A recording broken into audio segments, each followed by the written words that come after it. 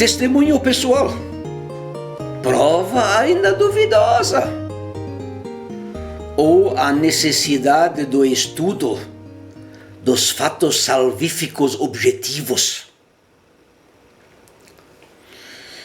Não quero machucar ninguém, nem servir de tropeço para um crente nas suas tentativas de ser uma testemunha de Jesus. O que quero é iluminar um detalhe importante da vida cristã a partir de um raciocínio jurídico, distinguindo entre provas circunstanciais e provas testemunhais.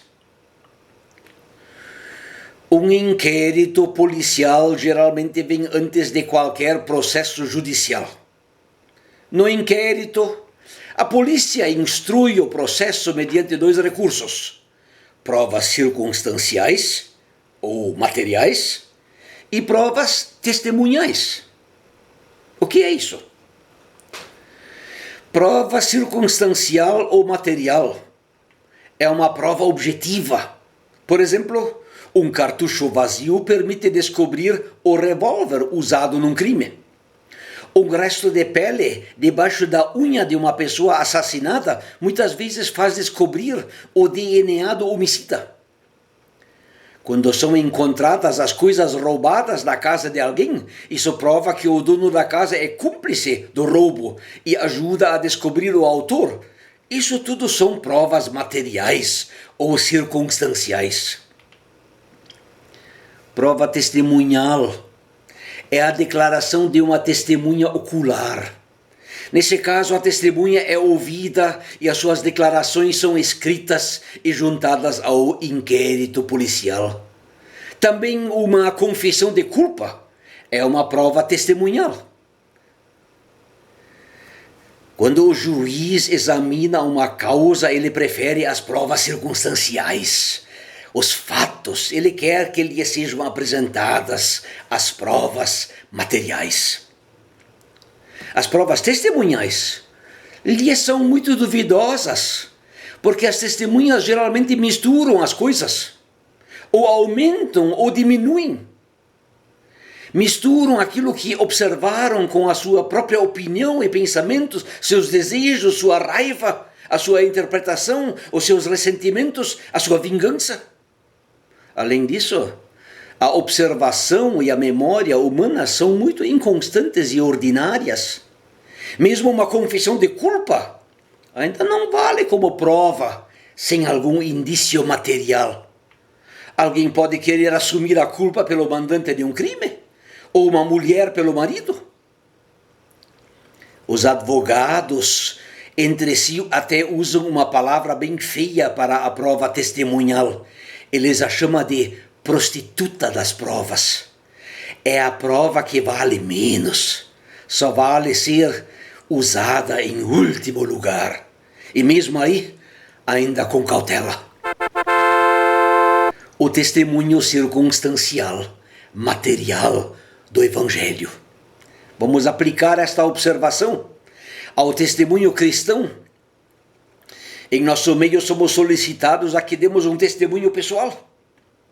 Tal testemunho, dado na hora e na ocasião certa, é um grande fortalecimento para a fé de quem dá o testemunho.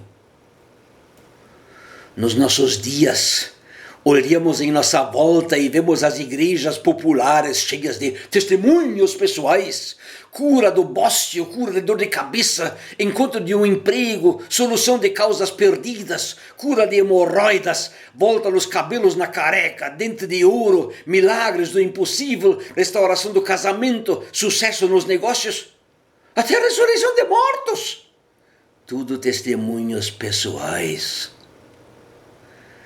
Todos estes testemunhos de milagres e maravilhas, no entanto, não passam de sentimentalismo subjetivo ou até de exibicionismo em 5 minutos de glória na televisão.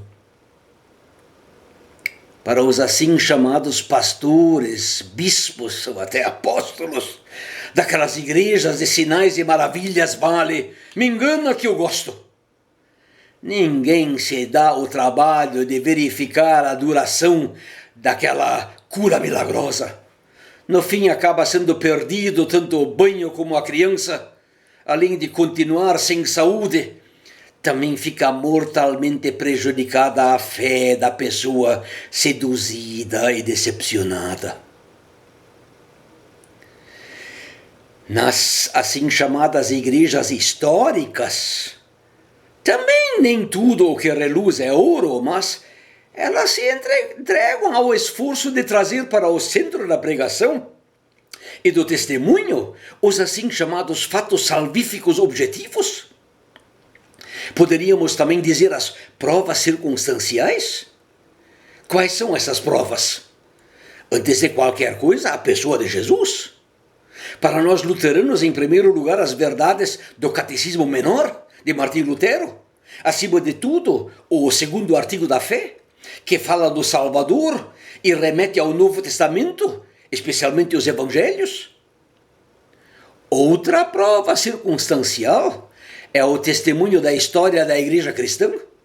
Em primeiro lugar, os testemunhos dos hinos do Inário, cada um deles produzido em sua época própria de perseguição, doença, fome, dúvida, guerra, peste. Também livros sobre o desdobramento do Evangelho na missão e evangelização. Livros sobre seitas, por exemplo, também, nos quais podemos aprender dos erros que outros cometeram para não repeti-los. Além disso, o desdobramento do terceiro artigo, que trata da igreja, da necessidade da pregação do Evangelho e da disciplina fraternal. A igreja a qual pertencemos nos ajuda a não sermos seduzidos por qualquer novo vento de doutrina. É a nossa igreja que nos administra os sacramentos, o verbo visível, material.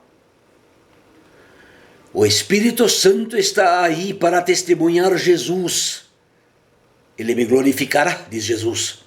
O seu amor derramado nos nossos corações como resultado do perdão dos nossos pecados será então uma prova circunstancial unida à prova testemunhal. Assim então vai ser certo